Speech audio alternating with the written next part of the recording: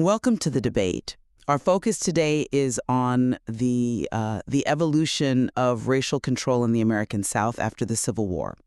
We'll be looking specifically at the immediate post-emancipation measures, the Black Codes, and the subsequent much longer system of Jim Crow laws. In these legal architectures, they really represent a critical, persistent effort to structure African-American life under white supremacy right after the end of chattel slavery. Exactly. So the central question we're facing is this. Was the enduring purpose of this racial control fundamentally economic? I mean, a sustained effort to secure cheap, controlled labor? Or was it fundamentally political and social, aimed more at establishing a kind of codified apartheid and nullifying Black citizenship? I'm going to argue that the economic motivation was the constant engine driving this entire architecture. And I'll be countering that the strategic shift from the temporary failed Black codes to the enduring structure of Jim Crow really proves that comprehensive social and political exclusion became the defining and ultimately the successful long-term goal. Well, my position is that economic subordination was the core driver. It just changed its legal costume after 1865. The immediate objective of the Black Codes was very clear: restore plantation discipline and enforce immediate labor control.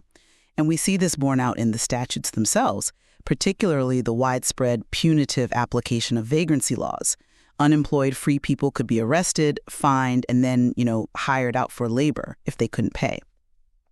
Crucially, the labor control systems that the codes initiated, things like convict leasing, where state prisoners were rented out to private industry, and debt peonage, they didn't just vanish, they persisted and they expanded throughout the Jim Crow era, ensuring the continued monetization of state power for white economic benefit.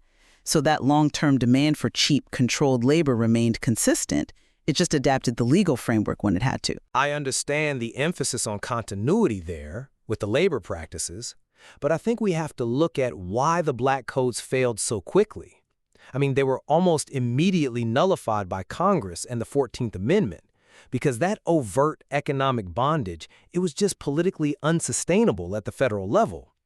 The success and endurance of the Jim Crow system, on the other hand, was really rooted in its much more sophisticated legal framework, one that institutionalized broad racial segregation and critically stripped away Black political agency. The objective shifted from, crude labor contracts to a systemic state-sanctioned social apartheid. Jim Crow endured for nearly a century because it gained constitutional protection through Plessy v. Ferguson in 1896. That separate but equal doctrine codified separation everywhere: schools, hospitals, transportation.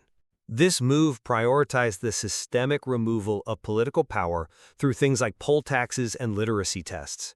And that's a political goal far beyond mere labor regulation. And if we're really discussing the defining purpose, that legal turning point has to be Plessy versus Ferguson. The Supreme Court essentially created a legal shield that protected codified racial segregation for 6 decades. This institutionalized discrimination on a scale the Black Codes never came close to achieving.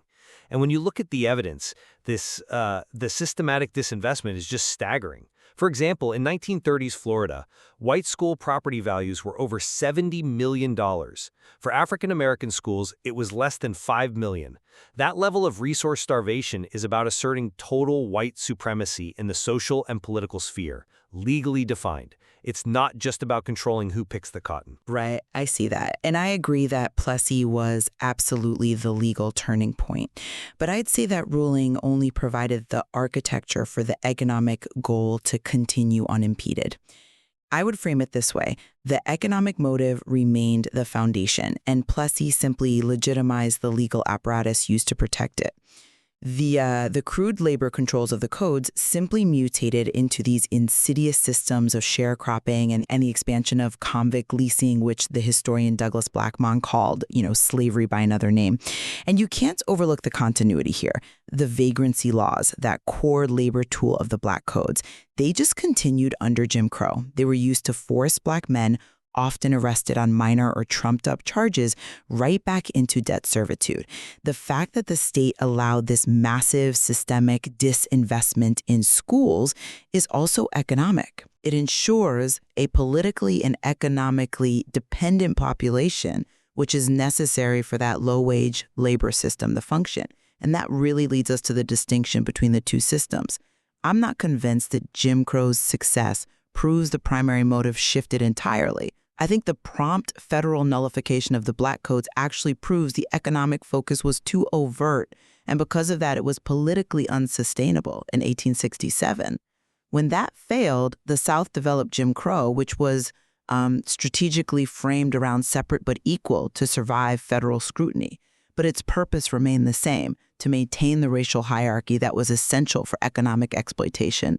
The labor practices established in 1865, forced apprenticeship, the reliance on convict labor, they didn't just stop in 1867. They became pervasive parts of the Jim Crow economy for decades to come.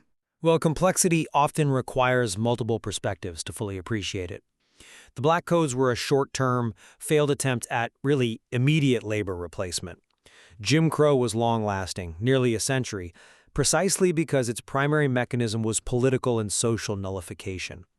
I agree the labor systems persisted, but that mechanism, while economically punitive, could only flourish because the political groundwork was laid first. The political project was designed to systematically circumvent the 15th Amendment through very sophisticated disenfranchisement tactics. And they were successful, eliminating most black voters by 1910 in states like Louisiana. This political exclusion was absolutely vital, because without the vote, African Americans had no agency to challenge the labor laws, the underfunding of schools, or the legal system. Political powerlessness was the essential precondition that allowed all of those forms of economic exploitation to thrive completely uncontested. Let's focus on that political powerlessness for a moment. Disenfranchisement, which is the cornerstone of mature Jim Crow, was fundamentally a political and a social goal. It was a deliberate legislative project using devices like poll taxes, literacy tests, and felon disenfranchisement to remove political agency and to define the black citizen as inherently inferior. You see this motive articulated so clearly when President Woodrow Wilson, who was a Southern Democrat, introduced segregation in federal offices. He expressed his firm belief that racial segregation was in the best interest of all races.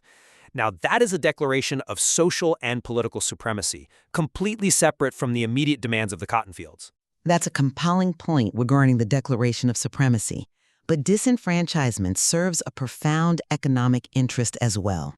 By excluding black citizens from the vote, from holding office, and from serving on juries, white political and land-owning elites guaranteed that the laws regulating labor, like the renewal of strict vagrancy and enticement laws and structures like sharecropping and convict leasing, that they all remained untouched and favorable to their economic goals. I mean, if the goal was purely social hierarchy, why were the laws that enforced the labor structure, like Tennessee's 1875 renewal of enticement laws, so quickly and effectively protected? The ultimate goal of stripping away suffrage was to permanently prevent African Americans from gaining the power to dismantle the economic structure that benefited the white establishment. So we certainly agree that this entire post-Civil War period represents a continuous project of racial control. And while the legal and social framework of Jim Crow proved far more enduring, the persistence of involuntary labor systems, from the core vagrancy laws of 1865 to the expansion of debt peonage and convict leasing deep into the 20th century, it strongly suggests that securing a dependent, cheap labor supply remained the constant economic imperative underpinning all of these evolving legal structures. And I believe we've illuminated the crucial strategic shift that made that economic persistence possible. The crude labor constraints of the Black Codes were, as you said, politically unsustainable. It was the introduction of formalized, de jure social apartheid, legally sanctioned by the Supreme Court in Plessy, and then coupled with systemic political disenfranchisement that created the impenetrable architecture of Jim Crow. This system institutionalized white supremacy not just over labor, but over citizenship and public life itself. The material clearly demonstrates that understanding these systems requires appreciating both the persistent economic motivations and the subsequent, and I'd argue more successful, political and legal strategies that were used to achieve them. গ্রন্থনা অধ্যক্ষ মহসিন আলী আঙ্গুর, সম্পাদক ও প্রকাশক মুজিবনগর খবর.com, মেহেরপুর।